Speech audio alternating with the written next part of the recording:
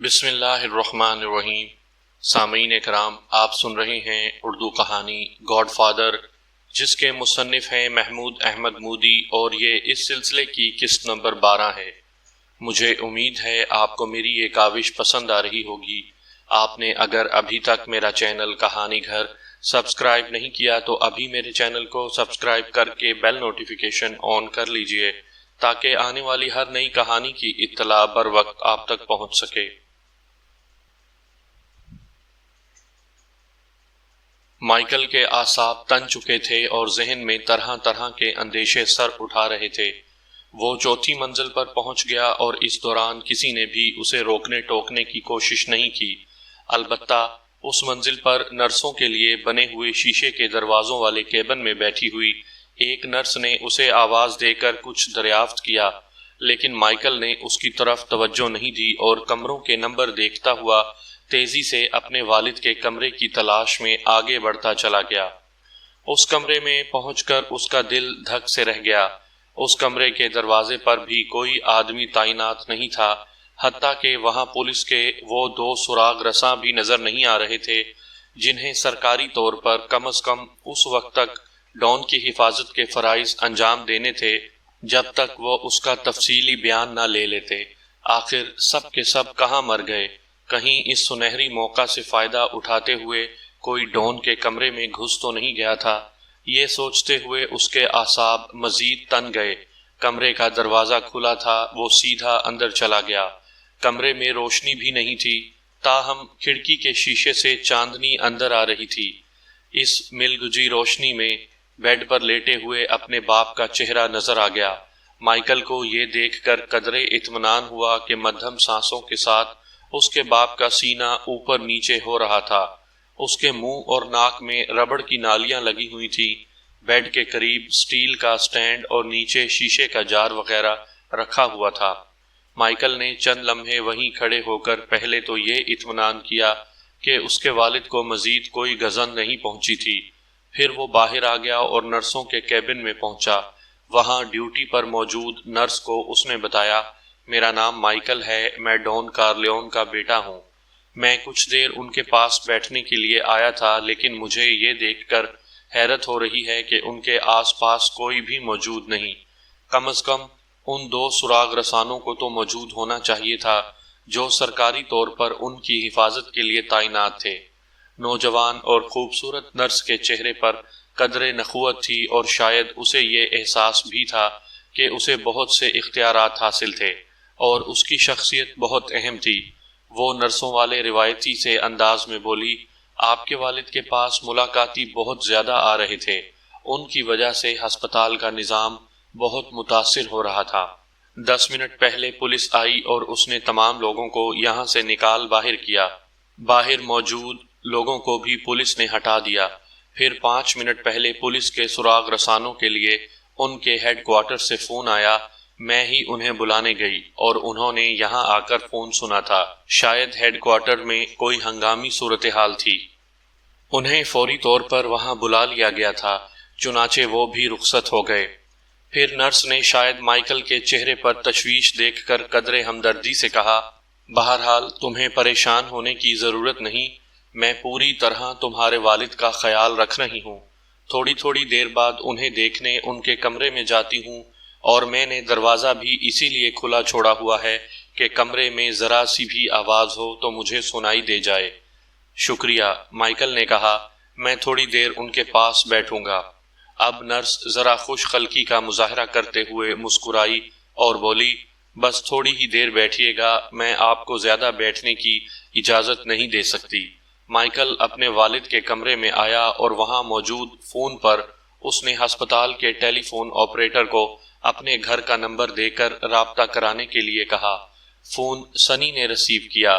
Michael نے سرگوشی کے سے انداز میں کہا، سنی، مجھے ہسپتال پہنچنے میں تھوڑی سی دیر ہو گئی تھی، میں چند لمحے پہلے یہاں پہنچا ہوں۔ یہاں پاپا کے پاس بلکہ ہسپتال کے باہر بھی کوئی نہیں ہے۔ مینزا یا ٹیسو کا کوئی آدمی نظر نہیں آ رہا، حتیٰ کہ پولیس کے سراغ رساں بھی یہاں موجود نہیں۔ وہ تو اچھا ہوا کہ میں اس وقت پہنچ گیا۔ پاپا تو کسی قسم کے حفاظتی انتظام کے بغیر لاوارثوں کی طرح یہاں پڑے ہوئے ہیں۔ اس کے لہجے میں ہلکا سا ارتعاش تھا۔ سنی ایک لمحے خاموش رہا، پھر نیچی آواز میں بولا، یقیناً سولوزو کوئی چال چلنے میں کامیاب ہو گیا ہے۔ تم نے پہلے ہی اندیشہ ظاہر کیا تھا کہ اس کے پاس کوئی کام کا پتہ ہے، اس لیے وہ اتنے اعتماد اور بے خوفی سے قدم اٹھا رہا ہے۔ تمہارا اندیشہ درست ثابت ہوا۔ سنی کے لہجے میں مرعوبیت تھی، وہ گویا مائیکل کی ذہانت اور پیش بینی کا قائل ہو گیا تھا۔ لیکن اس نے یہاں سے ہر آدمی کو ہٹا دینے کا کام پولیس سے کیسے لیا، اور وہ سب کہاں چلے گئے؟ مائیکل نے حیرت سے کہا، خدا کی پناہ، کیا اس خبیث سولوزو کے ہاتھ اتنے لمبے ہیں؟ کیا پورے نیو یارک کی پولیس اس کی جیب میں ہے؟ تم پریشان مت ہو، سنی نے مربعانہ انداز میں گویا اسے تسلی دی۔ خوش قسمتی بہرحال اب بھی ہمارے ساتھ ہے، اس لیے تم صحیح موقع پر وہاں پہنچ گئے۔ تمہارا دیر سے جانا ہم سب کے حق میں اچھا ہوا۔ تم پاپا کے کمرے میں ہی ٹھہرو، دروازہ اندر سے لاک کر لو۔ میں 15 منٹ کے اندر اندر کچھ آدمی وہاں بھجواتا ہوں، مجھے بس چند فون کالز کرنا پڑیں گی۔ تب تک تم وہاں سے نہ ہلنا، اور دیکھو گھبرانا مت۔ میں گھبرا نہیں رہا ہوں، مائیکل نے سخت لہجے میں کہا۔ اس لمحے وہ اپنے والد کے دشمنوں کے لیے اپنے دل میں شدید غصہ اور نفرت محسوس کر رہا تھا۔ ڈان پر فائرنگ کے بعد سے اس کی یہ کیفیت پہلی بار ہوئی تھی۔ فون بند کر کے اس نے نرسوں کو بلانے والی گھنٹی کا بٹن دبایا۔ سنی نے اسے جو ہدایات دی تھیں وہ اپنی جگہ تھیں، لیکن اب وہ خود اپنی عقل اور اپنی قوت فیصلہ کو کام میں بھی لانا چاہتا تھا۔ جب نرس کمرے میں آئی تو مائیکل نے کہا، میری بات سن کر تمہیں خوف زدہ ہونے کی ضرورت نہیں، میں صرف احتیاطاً اپنے والد کو کسی اور کمرے میں منتقل کرنا چاہتا ہوں۔ کیا یہ ممکن ہے؟ اس کے لیے ہمیں ڈاکٹر سے اجازت لینی پڑے گی، نرس بولی۔ معاملہ بہت ہنگامی نوعیت کا ہے، مائیکل بولا۔ سچی بات یہ ہے کہ مجھے ابھی ابھی خبر ملی ہے کہ کچھ لوگ میرے والد کو ہلاک کرنے کی نیت سے ہسپتال میں آنے والے ہیں۔ تم اخبارات میں ان کے بارے میں پڑھ ہی چکی ہوگی۔ ہمیں جو کچھ بھی کرنا ہے فوری طور پر کرنا ہے۔ پلیز میری مدد کرو۔ کیا انہیں منتقل کرنے کے لیے ہمیں یہ ٹیوبز ہٹانی پڑیں گی؟ نہیں، اس کی ضرورت تو نہیں۔ سٹینڈ میں بھی پہیے لگے ہوئے ہیں، بیڈ کے ساتھ ساتھ یہ بھی جا سکتا ہے۔ ایک لمحے کی ہچکچاہٹ کے بعد نرس بولی، اس فلور پر کونے کا ایک کمرہ خالی ہے۔ چند لمحوں کے اندر اندر ان دونوں نے بیڈ اور سٹینڈ دھکیل کر اسی فلور کے کونے کے کمرے میں منتقل کر دیا۔ مائیکل نے نرس سے کہا، بہتر یہی ہے کہ تم بھی اسی کمرے میں رہو۔ اگر تم باہر اپنے کیبن میں رہیں تو ممکن ہے تمہیں بھی کوئی گزند پہنچ جائے۔ اسی لمحے مائیکل نے بیڈ کی طرف سے اپنے والد کی بوجھل لیکن تہکمانہ سی آواز سنی، مائیکل، کیا یہ تم ہو؟ یہاں کیا ہو رہا ہے؟ مائیکل کا دل گویا اچھل کر حلق میں آ گیا، لیکن اس کی یہ کیفیت خوشی سے ہوئی تھی۔ اس وقت غیر متوقع طور پر اسے اپنے باپ کی آواز سن کر بہت خوشی ہوئی تھی۔ وہ پلٹ کر بیڈ پر جھک گیا۔ اس نے باپ کا ہاتھ اپنے ہاتھوں میں تھام لیا۔ ہاں پاپا، یہ میں ہوں، مائیکل۔ وہ اپنی آواز کو پرسکون رکھنے کی کوشش کرتے ہوئے بولا، یہاں کچھ نہیں ہو رہا، بس میں ذرا احتیاطی اقدامات کر رہا تھا۔ مجھے خطرہ ہے کہ یہاں کچھ لوگ آپ کو قتل کرنے کے ارادے سے آنے والے ہیں، اس لیے میں نے آپ کو دوسرے کمرے میں پہنچا دیا ہے۔ اب آپ کوئی آواز مت نکالیے گا، اگر کوئی آپ کا نام لے کر پکارے تب بھی کوئی جواب مت دیجیے گا۔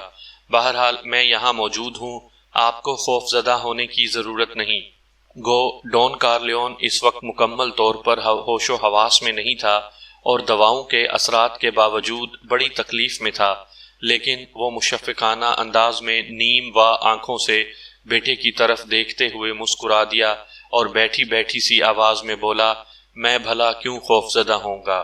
میں جب 12 سال کا تھا تب سے نہ جانے کون کون لوگ مجھے قتل کرنے کی کوشش کر رہے ہیں۔ فرینچ ہاسپٹل زیادہ بڑا نہیں تھا۔ مائیکل کمرے کی کھڑکی میں کھڑے ہو کر باہر سڑک تک کا منظر دیکھ سکتا تھا۔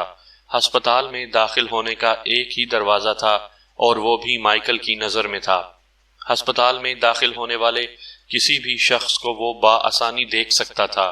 اس نے محسوس کیا کہ اگر وہ ہسپتال کے گیٹ پر جا کر کھڑا ہو جائے تو زیادہ اچھا ہوگا۔ داخلے کے دروازے پر اس کا بے خوفی سے کھڑے ہونا کسی بھی حملہ آور کو کم از کم وقتی طور پر تشویش میں مبتلا کر سکتا تھا۔ وہ تیزی سے سیڑھیاں اتر کر نیچے آیا اور ہسپتال کے گیٹ سے نکل کر فٹ پاتھ پر ایک اسٹریٹ لائٹ کے عین نیچے کھڑا ہو گیا تاکہ آنے والا دور سے ہی اس کی شکل دیکھ سکے، اور اگر وہ اسے پہچانتا ہو تو اس کی موجودگی سے کسی نہ کسی حد تک ہڑبڑا سکے۔ اس نے سگریٹ سلگا لی۔ اس اثنا میں اسے ایک نوجوان موڑ سے نمودار ہو کر ہسپتال کی طرف آتا دکھائی دیا۔ اس کی بغل میں ایک پارسل سا دبا ہوا تھا۔ وہ جب روشنی میں آیا تو مائیکل کو اس کا چہرہ کچھ شناسا لگا، لیکن اسے یاد نہیں آ سکا کہ اس نے پہلے اسے کہاں دیکھا تھا۔ نوجوان سیدھا اسی کی طرف آیا اور اس کے عین سامنے آن رکا۔ پھر وہ مسافے کے لیے ہاتھ بڑھاتے ہوئے بولا، ڈان مائیکل، آپ نے مجھے پہچانا؟ میں اینزو ہوں۔ میں مسٹر نیزورین کی بیکری پر کام کیا کرتا تھا، ان کا معاون تھا۔ اب میں ان کا داماد بھی ہوں۔ آپ کے والد نے میرے کاغذات بنوا کر مجھے امریکہ کی شہریت دلوائی تھی۔ اس طرح گویا انہوں نے مجھے ایک نئی زندگی دی تھی۔ میں ان کا یہ احسان کبھی نہیں بھول سکتا۔ مائیکل نے اس سے ہاتھ ملایا۔ اسے اب یاد آ گیا تھا کہ وہ کون تھا۔ اینزو نے بات جاری رکھتے ہوئے کہا، میں آپ کے والد کی عیادت کے لیے آیا تھا، مگر مجھے بہت دیر ہوئی ہے۔ کیا ہسپتال والے اس وقت مجھے اندر جانے دیں گے؟ اس کا لہجہ اطالوی تھا۔ مائیکل نے مسکراتے ہوئے نفی میں سر ہلایا، نہیں، لیکن بہرحال تمہارا بہت شکریہ۔ میں ڈان کو بتا دوں گا کہ تم آئے تھے۔ اسی لمحے بڑی سی ایک سیاہ کار سڑک کے کونے پر نمودار ہوئی اور ہلکی مگر گرجدار سی آواز کے ساتھ ان کی طرف آتی دکھائی دی۔ مائیکل نے جلدی سے نیچی آواز میں کہا، شاید یہ پولیس ہو، ممکن ہے یہاں کوئی مسئلہ کھڑا ہو جائے اور تم بھی اس کی لپیٹ میں آ جاؤ۔ تم چاہو تو فوراً یہاں سے رخصت ہو سکتے ہو۔ نوجوان اینزو کے چہرے پر ایک لمحے کے لیے خوف نمودار ہوا، مگر دوسرے ہی لمحے وہ گویا دل ہی دل میں کسی فیصلے پر پہنچتے ہوئے مضبوط لہجے میں بولا، اگر کوئی مسئلہ کھڑا ہوا تو میں اپنی بساط کے مطابق تمہارے کام آنے کی کوشش کروں گا۔ ڈان نے مجھ پر جو احسان کیا ہے اس کے بعد اتنا تو میرا فرض بنتا ہے۔ حالانکہ پولیس کے سامنے کسی مسئلے میں الجھنے سے اس کی وہ شہریت منسوخ ہو سکتی تھی جو اسے بڑی مشکل سے ملی تھی، مگر اس وقت اس نے مائیکل کے کہنے کے باوجود راہ فرار اختیار نہ کر کے بڑی جوان مردی کا ثبوت دیا تھا۔ مائیکل کو اس کی بات بہت اچھی لگی۔ وہ اس کے جذبے سے متاثر ہوئے بغیر نہ رہ سکا۔ اسے احساس ہوا کہ اینزو کی اس وقت اس کے ساتھ موجودگی اس کے حق میں بہت مفید بھی ثابت ہو سکتی تھی۔ اسے خیال آیا تھا کہ عین ممکن ہے اس سیاہ کار میں پولیس کے بجائے سولوزو کے آدمی ہوں۔ وہ دروازے پر دو نوجوانوں کو کھڑے دیکھ کر خوفزدہ ہو سکتے تھے اور اپنے ارادوں پر عمل درآمد کا ارادہ ملتوی کر سکتے تھے۔ وہ کار آگے بڑھتی چلی گئی۔ اس میں کوئی فیملی تھی۔ ان لوگوں نے ہسپتال کی طرف آنکھ اٹھا کر بھی نہیں دیکھا۔ مائیکل کے تنے ہوئے اعصاب کچھ ڈھیلے پڑ گئے۔ اس نے اینزو کو بھی ایک سگریٹ سلگا کر دیا۔ دونوں نوجوان اسٹریٹ لائٹ کے نیچے کھڑے سگریٹ کے کش لیتے رہے۔ وہ دونوں سگریٹ تقریباً ختم کر چکے تھے جب ایک اور بڑی سی سیاہ کار دوسری سڑک پر نمودار ہو کر ان کی طرف مڑتی نظر آئی۔ اس کی رفتار بے حد کم تھی اور وہ فٹ پاتھ سے تقریباً لگ کر چل رہی تھی۔ ان کے قریب آتے آتے وہ گویا رکنے لگی۔ مائیکل نے اس میں موجود افراد کو دیکھنے کے لیے آنکھیں سکیڑ کر ذرا گردن جھکائی تو یکدم کار کی رفتار تیز ہوئی اور وہ آگے نکلتی چلی گئی۔ ایسا لگا جیسا کسی نے اسے پہچان کر وہاں رکنے کا ارادہ ملتوی کر دیا تھا۔ مائیکل نے ایک اور سگریٹ سلگا کر اینزو کو دی۔ اس نے دیکھا اینزو کے ہاتھ میں ہلکی سی کپکپاہٹ تھی۔ مائیکل کو یہ دیکھ کر خود اپنے بارے میں حیرت ہوئی کہ اس کے ہاتھوں میں ذرا بھی لرزش نہیں تھی۔ انہیں وہاں کھڑے مزید 10 منٹ بھی نہیں گزرے ہوں گے کہ فضا میں پولیس کار کے سائرن کی آواز گونج اٹھی۔ ایک پولیس کار تیز رفتاری سے اس طرح موڑ عبور کر کے ان کی طرف آئی کہ اس کے ٹائر چرچرا اٹھے۔ کار ہسپتال کے عین سامنے آن رکی۔ مزید 2 اسکواڈ کاریں اس کے پیچھے پیچھے آن پہنچیں۔ چند لمحے بعد ہسپتال کے گیٹ پر بہت سے باوردی پولیس والے نظر آنے لگے۔ مائیکل نے سکون کی سانس لی۔ غالباً سنی پولیس کے محکمے کو حرکت میں لانے میں کامیاب ہو چکا تھا۔ مائیکل پولیس آفیسرز کو خوش آمدید کہنے کے ارادے سے آگے بڑھا۔ اس سے پہلے کہ اس کے منہ سے کوئی خیر مقدمی لفظ نکلتا، 2 جسیم اور مضبوط پولیس والوں نے اس کے دونوں بازو سختی سے پکڑ لیے اور تیسرا اس کی تلاشی لینے لگا۔ پھر ایک تنومند پولیس کیپٹن آگے آتا دکھائی دیا۔ پولیس والوں نے احتراماً جلدی سے اس کے لیے راستہ چھوڑ دیا۔ اس کی ٹوپی پر طلائی نشان چمک رہا تھا۔ اس کے بال جو ٹوپی کے نیچے سے جھانک رہے تھے ان میں سفیدی غالب تھی اور وہ خاصا موٹا بھی تھا۔ اس کے باوجود وہ بہت توانا اور سانڈ کی طرح مضبوط معلوم ہو رہا تھا۔ اس کا چہرہ سرخ اور پرگوشت تھا۔ وہ مائیکل کے سامنے آن رکا اور کھردری آواز میں برہمی سے بولا، میرا خیال تھا کہ میں نے تم سب بدماشوں کو حوالات میں ڈال دیا ہے۔ تم کہاں سے آ گئے اور کون ہو تم؟ یہاں کیا کر رہے ہو؟ اس سے پہلے کہ مائیکل کوئی جواب دیتا، اس کی تلاشی لینے والے نے اپنے آفیسر کو مطلع کیا، اس کے پاس کوئی ہتھیار نہیں ہے کیپٹن۔ مائیکل خاموشی سے کیپٹن کا گہری نظروں سے جائزہ لے رہا تھا۔ سادہ لباس والے ایک سراغ رساں نے دبی دبی سی آواز میں کیپٹن کو بتایا، یہ مائیکل کارلیون ہے، ڈان کارلیون کا بیٹا۔ مائیکل نے کیپٹن کی نیلی اور صفاق آنکھوں میں آنکھیں ڈال کر پرسکون لہجے میں پوچھا، وہ دونوں پولیس سراغ رساں کہاں ہیں جنہیں میرے والد کی حفاظت کے لیے سرکاری طور پر تعینات کیا گیا تھا؟ انہیں کس نے ان کی ڈیوٹی سے ہٹایا تھا؟ پولیس کیپٹن کا سرخ چہرہ غصے سے بالکل ہی لال بھبوکا ہو گیا۔ وہ مائیکل کو ایک گالی دے کر غضبناک انداز میں گرجا، تم کون ہوتے ہو مجھ سے پوچھنے والے؟ میں نے ہٹایا تھا انہیں ڈیوٹی سے۔ اب بتاؤ تم میرا کیا بگاڑو گے؟ جب تمہارے باپ کو گولیاں ماری گئیں اس موقع پر اگر میں موجود ہوتا تو میں اسے بچانے کے لیے انگلی بھی نہ ہلاتا۔ تم لوگوں جیسے بدماش اگر آپس میں لڑ لڑ کر ایک دوسرے کو ہلاک کر دیں تو مجھے بڑی خوشی ہوگی۔ اب فوراً یہاں سے دفع ہو جاؤ اور مریضوں سے ملاقات کے جو اوقات مقرر ہیں ان کے علاوہ میں ایک لمحے کے لیے بھی یہاں تمہاری شکل نہ دیکھوں، سمجھے؟ مائیکل بدستور گہری نظر سے پولیس کیپٹن کے چہرے کا جائزہ لے رہا تھا۔ حیرت انگیز بات تھی کہ اسے اب بھی غصہ نہیں آیا تھا۔ اس کے برعکس اس کا ذہن نہایت تیزی سے منطقی انداز میں حالات کا تجزیہ کرنے کی کوشش کر رہا تھا۔ وہ سوچ رہا تھا کہ یہ کیپٹن سولوزو کے ہاتھ بکا ہوا تو نہیں تھا۔ عین ممکن تھا کہ چند منٹ پہلے گزرنے والی کار میں سولوزو خود موجود ہو۔ ہسپتال کے گیٹ پر مائیکل اور ایک توانا سے نوجوان کو کھڑے دیکھ کر اس نے اپنے ارادوں پر عمل درآمد کا ارادہ ملتوی کر دیا ہو اور آگے جاتے ہی پولیس کیپٹن سے رابطہ کر کے اس سے کہا ہو، میں نے تمہیں تمام آدمیوں اور پولیس کے سراغ رسانوں کو ہسپتال سے ہٹانے کے لیے بھاری رقم دی تھی، لیکن وہاں تو اب بھی ڈان کا بیٹا اور دوسرے لوگ موجود ہیں۔ کیا راستہ صاف کرنا اسے کہتے ہیں؟ مائیکل پرسکون لہجے میں کیپٹن سے مخاطب ہوا، میں اس وقت تک ہسپتال سے کہیں نہیں جاؤں گا جب تک میرے والد کے کمرے پر کچھ پولیس آفیسرز کو حفاظت کے لیے تعینات نہیں کر دیا جاتا۔ کیپٹن نے اس بات کا جواب دینے کی زحمت نہیں کی اور اپنے پاس کھڑے سادہ لباس والے سراغ رساں کو مخاطب کیا، فل اس بدماش کو بھی لے جا کر حوالات میں ڈال دو۔ سراغ رساں نے ہچکچاہٹ آمیز انداز میں گویا کیپٹن کو سمجھانے کی کوشش کی، اس نوجوان کے پاس سے کوئی ہتھیار برآمد نہیں ہوا ہے کیپٹن، اس کا شمار میدان جنگ کے ہیروز میں ہوتا ہے اور یہ کبھی کسی قسم کے ناجائز دھندوں اور گروہ بازی میں ملوث نہیں رہا۔ اس کے ساتھ کوئی زیادتی ہوئی تو اخبارات ہنگامہ کھڑا کر سکتے ہیں۔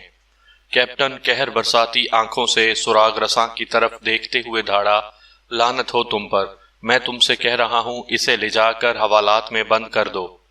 اس لمحے مائیکل پلک جھپکائے بغیر کیپٹن کو گھورتے ہوئے پرسکون لہجے میں بول اٹھا، میرے والد کو ہلاک کرنے کے لیے راستہ صاف کرنے کا تمہیں سولوزو نے کتنا معاوضہ دیا ہے کیپٹن؟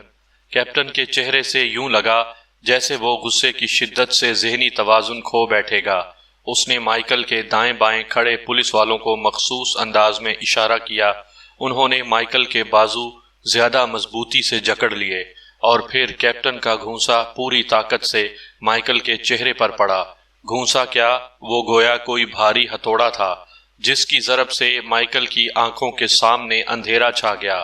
اس نے اپنے منہ میں خون کا ذائقہ اور 3-4 چھوٹی چھوٹی ہڈیوں کی موجودگی محسوس کی اور درد کا ایک سیلاب گویا اس کے چہرے اور سر میں پھیل گیا۔ اسے احساس ہوا کہ اس کے 3-4 دانت ٹوٹ گئے تھے اور جبڑا ہل گیا ہے۔ اس کے سر کے اندر گویا بم پھٹ گیا تھا۔ اگر دونوں پولیس والوں نے اس کے بازو مضبوطی سے نہ پکڑ رکھے ہوتے تو شاید وہ گر جاتا، تاہم وہ بے ہوش نہیں ہوا تھا۔ اسے احساس تھا کہ سادہ لباس والا سراغ رساں اس کے اور کیپٹن کے درمیان حائل ہو گیا تھا۔ وہ کیپٹن سے کہہ رہا تھا، خدا کی پناہ کیپٹن، تم نے اسے زخمی کر دیا ہے۔ کیپٹن بلند آواز میں بولا، کیا بکواس کر رہے ہو؟ میں نے تو اسے چھوا بھی نہیں۔ یہ گرفتاری میں مزاحمت کر رہا تھا اور مجھ پر حملہ کرنے کے لیے جھپٹ رہا تھا، مگر ٹھوکر کھا کر گر پڑا، یوں اسے چوٹ لگ گئی۔ سمجھ آئی بات؟ مائیکل کی آنکھوں کے سامنے سرخی آمیز دھندلاہٹ سی پھیل گئی تھی۔ اسی حالت میں اس نے مزید چند کاریں سڑک پر نمودار ہوتے دیکھیں۔ کاریں ہسپتال کے قریب آ کر رک گئیں۔ ان میں سے لوگ اترتے دکھائی دیے۔ ان میں ایک کو مائیکل نے پہچان لیا، وہ مینزا کا وکیل تھا۔ وہ سخت اور پر اعتماد لہجے میں کیپٹن سے بات کرنے لگا۔ کارلیون فیملی نے ڈان کارلیون کی حفاظت کے لیے چند پرائیویٹ سراغ رسانوں کی خدمات حاصل کی ہیں، وکیل کہہ رہا تھا۔ جو میرے ساتھ آئے ہیں ان کے پاس جو ہتھیار ہیں ان کے لائسنس بھی ان کے پاس ہیں۔ اگر تم نے انہیں گرفتار کیا تو تمہیں صبح جج کے سامنے پیش ہو کر اپنے اس اقدام کی وضاحت کرنی ہوگی۔ پھر وکیل نے مائیکل کے لہو میں لتھڑے ہوئے چہرے کی طرف دیکھا اور اس سے مخاطب ہوا، تمہارے ساتھ جس نے بھی یہ سلوک کیا ہے، کیا تم اس کے خلاف باضابطہ طور پر رپورٹ کرانا چاہتے ہو؟ مائیکل نے بولنا چاہا تو اس میں شدید دشواری پیش آئی۔ درد کی ایک نئی لہر اس کے چہرے اور سر میں پھیل گئی۔ اس کا جبڑا اپنی جگہ سے ہل چکا تھا اور بولنے کے لیے اسے حرکت دینا گویا اس کے بس میں نہیں تھا، لیکن وہ بڑبڑانے کے سے انداز میں کسی نہ کسی طرح یہ کہنے میں کامیاب ہو گیا، میں گر گیا تھا، مجھے چوٹ لگی ہے۔ کیپٹن کے چہرے پر طمانینت پھیل گئی اور اس نے فاتحانہ انداز میں وکیل کی طرف دیکھا۔ اپنی تمام تر تکلیف اور اذیت کے باوجود نہ جانے کیوں مائیکل اس وقت اپنے آپ کو ذہنی طور پر بالکل پرسکون محسوس کر رہا تھا۔ اس کے دل میں صفاقی کی ایک سرد لہر نے جنم لیا تھا جس سے اب تک وہ نا آشنا تھا۔ کیپٹن کے لیے اس کی رگوں میں لہو کی جگہ گویا نفرت کا لاوا دوڑنے لگا تھا، لیکن وہ فی الحال عام لوگوں کی طرح اس کا رد عمل ظاہر نہیں کرنا چاہتا تھا۔ وہ ابھی اپنے تمام محسوسات دنیا سے اور خاص طور پر پولیس کیپٹن سے مخفی رکھنا چاہتا تھا۔ اس کا اندازہ تھا کہ شاید اس کا باپ بھی اس قسم کی صورتحال میں ایسا ہی کرتا۔ اس نے محسوس کیا کہ اسے سہارا دے کر ہسپتال کے اندر لے جایا جا رہا تھا۔ اسی دوران اس کا ذہن تاریکی میں ڈوب گیا۔ جب صبح اس کی آنکھ کھلی تو اسے اندازہ ہو گیا کہ اس کے جبڑے کو تار کی مدد سے صحیح جگہ پر بٹھایا گیا تھا اور اس کے 4 دانت غائب تھے۔ ہیگن اس کے بیڈ کے قریب بیٹھا تھا۔ کیسا محسوس کر رہے ہو؟ ہیگن نے پوچھا۔ اتنا برا نہیں جتنا رات محسوس کر رہا تھا، مائیکل نے آہستگی سے جواب دیا، لیکن تکلیف بہرحال اب بھی ہے، بہت زیادہ ہے۔ سنی چاہتا ہے کہ تمہیں گھر منتقل کر دیا جائے۔ ہیگن بولا، کیا تم خود کو اس قابل محسوس کر رہے ہو کہ گھر چل سکو؟ ہاں، چلا جاؤں گا، مائیکل نے جواب دیا۔ پھر پوچھا، بابا کیسے ہیں؟ میرا خیال ہے اب مسئلہ حل ہو گیا ہے۔ ہم نے ڈان کی حفاظت کے متبادل انتظامات کر لیے ہیں۔ ہم نے پرائیویٹ سراغ رسانوں کی ایک پوری فرم کی خدمات حاصل کر لی ہیں جو ہسپتال کے باہر تک مختلف جگہوں پر تعینات رہیں گی۔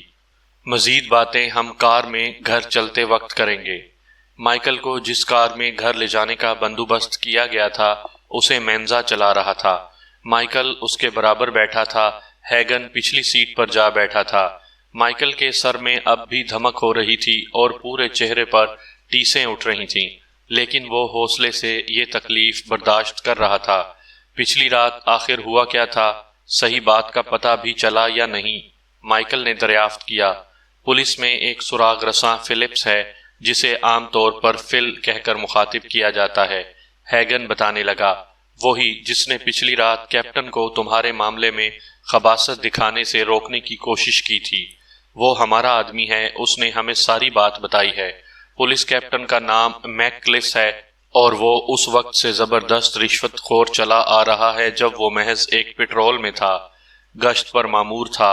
ہماری فیملی بھی اسے ماضی میں رقمیں دیتی رہی ہے، لیکن وہ جلد ہی ایک دوسرے کے ہاتھ بک جانے والا آدمی ہے اور قطعی ناقابل اعتبار ہے۔ ان دنوں وہ سولوزو کے ہاتھوں بکا ہوا ہوگا، مائیکل نے خیال ظاہر کیا۔ ہاں، ہیگن نے اثبات میں سر ہلایا۔ سولوزو نے اسے ہمارے آدمیوں کو وہاں سے ہٹانے اور کوئی نہ کوئی الزام لگا کر حوالات میں ڈالنے کے لیے بھاری رقم دی ہوگی۔ پولیس کے دونوں سراغ رسانوں کو بھی اس نے یہ جواز گھڑ کر واپس بلوا لیا کہ کہیں اور ہنگامی قسم کی صورتحال میں ان کی ضرورت ہے۔ ان کی جگہ دوسرے 2 پولیس والے بھجوائے جانے تھے، لیکن جان بوجھ کر کاغذات میں ان کی ڈیوٹی کے بارے میں غلط فہمی پیدا کر دی گئی تاکہ وہ ہسپتال پہنچیں بھی تو دیر سے پہنچیں۔ یوں ڈان کو ہلاک کرنے کے لیے سولوزو کو کچھ دیر کی مہلت دی گئی اور اس کا راستہ مکمل طور پر صاف کر دیا گیا۔ وہ تو ہماری خوش قسمتی تھی کہ اس دوران ہی تم وہاں پہنچ گئے۔ پولیس میں ہمارا جو آدمی ہے، سراغ رساں فلپس، اس کا کہنا ہے کہ کیپٹن کلس جس قسم کا آدمی ہے اور جیسی اس کی فطرت ہے، اسے دیکھتے ہوئے یہ توقع رکھنی چاہیے کہ وہ دوبارہ بھی ایسی کوشش کرے گا اور وہ ایک بار پھر سولوزو کو موقع فراہم کرنے کی کوشش کرے گا۔ سولوزو نے اسے نہ جانے کتنی رقم دی ہوگی اور آئندہ کے لیے بھی نہ جانے کیا کیا وعدے کیے ہوں گے۔ کیا کیپٹن کلس کے ہاتھوں میرے زخمی ہونے کی خبر اخباروں میں آئی ہے؟ مائیکل نے دریافت کیا۔ نہیں، ہیگن نے جواب دیا۔ ہم نے بھی اس معاملے میں زبان بند رکھنا ہی بہتر سمجھا اور پولیس بھی نہیں چاہتی کہ یہ معاملہ اخباروں میں آئے۔ یہ اچھا ہوا، مائیکل نے طمانیت سے کہا۔ پھر گویا اسے کچھ یاد آیا، اور نوجوان اینزو کا کیا بنا؟ وہ تو پولیس کے چکر میں نہیں پھنسا؟ نہیں، وہ تم سے زیادہ تیز تھا، ہیگن بولا۔ پولیس کی زیادہ نفری دیکھتے ہی وہ وہاں سے کھسک لیا۔ تاہم جب وہ گاڑی وہاں سے گزری جس میں غالباً سولوزو بھی موجود تھا، اس وقت وہ لڑکا میرے ساتھ کھڑا رہا، مائیکل نے بتایا، پھر تعریفی لہجے میں کہا۔ بہرحال وہ اچھا نوجوان ہے، ہم اسے اس کی بہادری کے اعتراف میں کسی نہ کسی انعام سے ضرور نواز دیں گے، ہیگن بولا۔ اور ہاں، شاید یہ خبر سن کر تم اپنی طبیعت کچھ بہتر محسوس کرو کہ آخر کارلیون فیملی کا نام بھی آسکر بورڈ پر آ ہی گیا۔ ٹیٹیگلیا فیملی کا سب سے بڑا لڑکا برونو، جو ایک نائٹ کلب چلاتا تھا، آج صبح 4 بجے مارا گیا ہے۔ ارے! مائیکل سیدھا ہو کر بیٹھ گیا۔ یہ کیسے ہو گیا؟ ہم نے تو طے کیا تھا کہ فی الحال کوئی جواب نہیں دیں گے اور انتظار کی کرنے کی پالیسی پر عمل کریں گے۔ ہاں، ہیگن کندھے اچکا کر بولا، ارادہ تو یہی تھا، لیکن رات کو ہسپتال میں جو کچھ ہوا اس کے بعد سنی کا غصہ اود کر آیا۔ وہ بہت مشتعل ہے۔ اس نے اپنے تمام آدمیوں کو نیو یارک اور نیو جرسی میں پھیل جانے کا حکم دیا ہے، اور رات ان لوگوں کی نئی لسٹ بنائی گئی ہے جنہیں نشانہ بنانا ہے۔ میں سنی کو زیادہ آگے جانے سے روکنے کی کوشش کر رہا ہوں، لیکن وہ میری نہیں سن رہا۔ شاید تم اسے سمجھا سکو۔ میرا خیال ہے اب بھی بڑے پیمانے پر لڑائی چھیڑے بغیر معاملات طے کیے جا سکتے ہیں۔ میں اس سے بات کروں گا، مائیکل نے کہا۔ پھر پوچھا، کیا آج ہم لوگوں کی کوئی میٹنگ طے ہے؟ ہاں، ہیگن نے جواب دیا۔ سولوزو نے آخر ہم سے رابطہ کیا ہے، وہ ہمارے ساتھ مذاکرات کی میز پر بیٹھنا چاہتا ہے۔ ایک درمیانی آدمی تفصیلات طے کر رہا ہے۔ یہ ہماری جیت ہے۔ سولوزو کو اندازہ ہو گیا ہے کہ وہ ہار چکا ہے اور اب وہ صرف اپنی جان بچانے کی کوشش کر رہا ہے۔ وہ اپنی زندگی اور سلامتی کی ضمانت لے کر اس صورتحال سے نکلنا چاہتا ہے۔ ایک لمحے کے لیے توقف کے بعد ہیگن بولا، ڈان پر حملے کے فوراً بعد چونکہ ہم نے کوئی جواب نہیں دیا تھا، اس لیے شاید سولوزو کو غلط فہمی ہو گئی کہ ہم نرم پڑ گئے ہیں، اور ہم میں وہ پہلے والی بات نہیں رہی۔ لیکن آج صبح ٹیٹیگلیا فیملی کے سب سے بڑے لڑکے کا پتہ صاف ہونے کے بعد اس کی عقل کافی حد تک ٹھکانے آ گئی ہوگی، اور ہمارے بارے میں اس کی غلط فہمی دور ہو گئی ہوگی۔ اس نے ڈان پر حملہ کروا کر بہت بڑا جوا کھیلا تھا۔ پھر اسے جیسے کچھ یاد آیا، اور ہاں، براسی کے بارے میں تصدیق ہو گئی ہے۔ اسے انہوں نے ڈان پر حملے سے 1 رات پہلے ہی ہلاک کر دیا تھا۔ اسے برونو کے نائٹ کلب میں ہی ہلاک کیا گیا تھا۔ اس پر یقیناً بے خبری میں جال پھینکا گیا ہوگا اور اس کے لیے کوئی زبردست سازش تیار کی گئی ہوگی، مائیکل نے خیال ظاہر کیا، ورنہ وہ اتنی آسانی سے مارا جانے والا آدمی نہیں تھا۔ مائیکل جب لانگ بیچ پہنچا تو اس بند گلی کی فضا میں پہلے سے زیادہ کشیدگی تھی، جسے دی مال کہا جاتا تھا۔ اور جہاں کارلیون فیملی کے 8 گھر تھے، گلی کے تنگ دہانے پر موٹی سی زنجیر تو لگی تھی، مگر اب ایک بڑی سی سیاہ کار نے بھی راستہ تقریباً روکا ہوا تھا۔ اس کے پاس سے ایک وقت میں 3 آدمی ہی گزر سکتے تھے۔ کار سے 2 آدمی ٹیک لگائے کھڑے تھے۔ وہ دونوں مکان جو گلی کے دہانے پر تھے، ان کی بالائی منزلوں کی کھڑکیاں کھلی ہوئی تھیں۔ مائیکل کو احساس ہوا کہ سنی اب صحیح معنوں میں چوکنا تھا، اور اس نے تمام حفاظتی انتظامات کیے ہوئے تھے۔